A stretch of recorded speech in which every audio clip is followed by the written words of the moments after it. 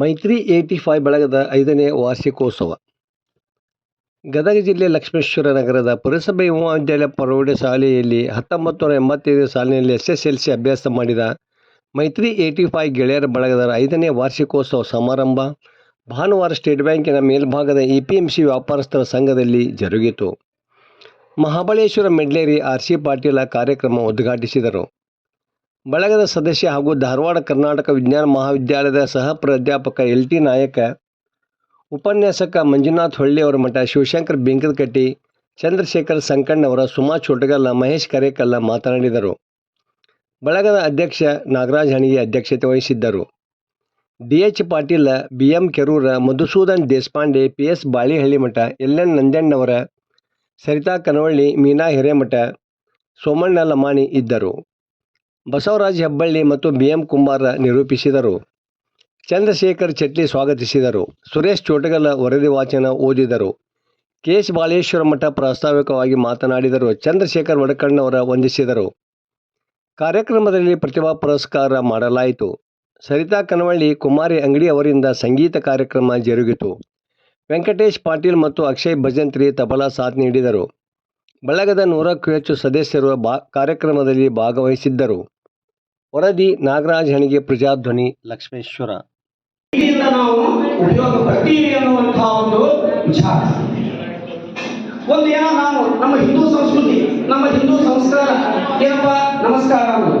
ಆ ಮುಂಚಿನ ನಾವು ಈಗ ಅನಿಶ್ಚಿತ ನಾವು ಬೆಳಗ್ಗೆ ಇರೋದ್ರಿಂದ ಗೊತ್ತಿಲ್ಲ ಅಂತಹ ಒಂದು ಅನಿಶ್ಚಿತ ಬರ್ತಾ ಇದ್ದೀವಿ. ನಾವು ಮುಂಚಿನ ಯಾಕೆ ನಮಸ್ಕಾರ ನಾವು ನಮಸ್ಕಾರ ಆ ನಮಸ್ಕಾರ ಅನ್ನೋದು ಎಷ್ಟು ಪ್ರಾಮುಖ್ಯತೆಯನ್ನ ಪದ್ಧತಿ ಆದಾಗ ಮತ್ತೊಂದು ಉದಾಹರಣೆ, ಒಂದರ ಮಹಾಭಾರತದ ಯುದ್ಧ ಸ್ಟಾರ್ಟ್ ಆಗಿರ್ತೈತಿ, ಸಂಜೆ ಆಗತ್ತೆ, ಯುದ್ಧ ನಿಲ್ತತಿ, ಮತ್ತು ಸೂರ್ಯೋದಯ ಸೂರ್ಯಾಸ್ತ ಆಗ್ತದೆ, ಸೂರ್ಯಾಸ್ತ ಆಗ್ತದೆ, ಯುದ್ಧ ನಿಲ್ತತಿ. ಮರುದಿವಸ ಯುದ್ಧ ಮಾಡ್ಬೇಕಂದಾಗ ಈ ಕಡೆ ಏಮನ್ನ ದುರ್ಯೋಧನ ಹೋಗಿ ಭೀಷ್ಮನ ಬಯಸ ಮಾಡ್ತಾನೆ. ನೀನು ಹಂಗ್ ಮಾಡ್ತಿ, ಹಿಂಗ್ ಮಾಡ್ತಿ, ಪಾಂಡವರಿಗೆ ಕಡೆ ಹಂಗೆಲ್ಲ ಬಯಸ್ತಾನ. ಇದನ್ನ ಭೀಷ್ಮ ಕೇಳ್ಬೇಕನ. ಭೀಷ್ಮ ಕೇಳಿ ಮತ್ತೆ ದುರ್ಯೋಧನಗ ಏನಾದ, ಆಯ್ತು ನಾಳೆ ಎಲ್ಲ ಪಾಂಡವರನ್ನು ನಾಶ ಮಾಡ್ತೀನಿ ಅಂತ ತಿಳ್ಕೊಂಡು, ನಾಶ ಮಾಡಿಸ್ತೀನಿ ಅಂತ ತಿಳ್ಕೊಂಡು ಭೀಷ್ಮ ಪ್ರತಿಜ್ಞೆ ಕೊಡ್ತಾನ. ಯಾಕೆ ದುರ್ಯೋಧನ ಇದನ್ನ ಪಾಂಡವರೇ ದ್ರೌಪದಿ ಗೊತ್ತಾಗ ವಿಷಯ ಇದೆ. ಹಂಗ ನಾಳೆಲ್ಲ ಪಾಂಡವ ನಾಶ ಮಾಡ್ತಾರೆ. ಭೀಷ್ಮ ಪ್ರತಿಜ್ಞೆ ಹಂಗ ಭೀಷ್ಮ ಒಂದ್ಸಲ ಮಾಡಿದ ಇಚ್ಛಾ ಮಾಡುವಂತ ಒಂದಂತ ಭೀಷ್ಮ ಪ್ರತಿಜ್ಞೆ ಮಾಡಿ ನಾನು ಮುಗಿತದೆ. ಇದು ದ್ರೌಪದಿ ಗೊತ್ತಾಗತ್ತೆ. ದ್ರೌಪದಿಗೆ ನಾಳೆಲ್ಲ ಪಾಂಡವರು ಮರಣ ಹೊಂತಾರ ಅಂತ ಗೊತ್ತಾಗುತ್ತೆ. ದ್ರೌಪದಿಗೆ ಅದು ಹೋಗ್ತಾರೆ. ಅವಾಗ ದ್ರೌಪದಿಯ ಮಾತ್ರ ಕೃಷ್ಣಗೆ ಹೋಗಲ್ಲ.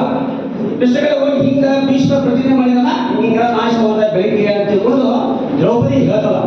ಅವಾಗ ಕೃಷ್ಣ ಏನ್ ಮಾಡ್ತಾನ, ನೀನು ಬಾ, ನಾನು ಒಂದು ದಾರಿ ಹಾಕೋತೀವಿ ಅಂತ ತಿಳ್ಕೊಂಡು ಕೃಷ್ಣ ದ್ರೌಪದಿಯನ್ನ ಕರ್ಕೊಂಡು ಭೀಷ್ಮ ಎಲ್ಲೇ ವಿಶ್ರಾಂತಿ ತಗೊಂಡಿರ್ತಾನ ಅಲ್ಲೇ ಕರ್ಕೊಂಡು ಹೋಗ್ತಾನ.